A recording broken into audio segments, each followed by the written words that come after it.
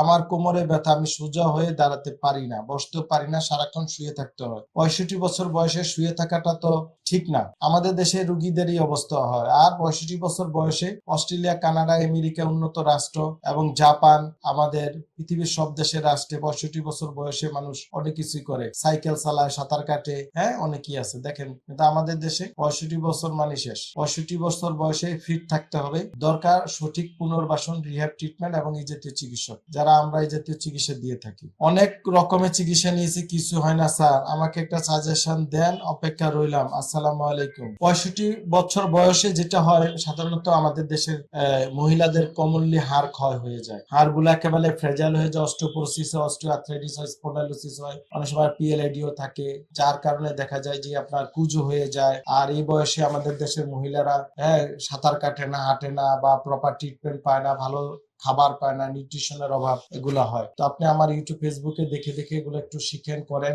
Regular calcium একটা করে টানা 2 মাস খান। ভিটামিন ডি আপনি টেস্ট করে খাওয়াটা ভালো। তারপরে বলবো 2 লাখ আইইউ পাওয়া যায় ইনজেকশন, 2 লাখ আইইউ একটা করে।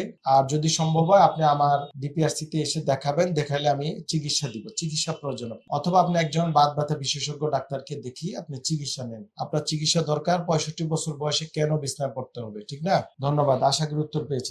ডিপিআরস লিমিটেড, আস্থা, বিশ্বাস ও নির্ভরতায় অবিচল।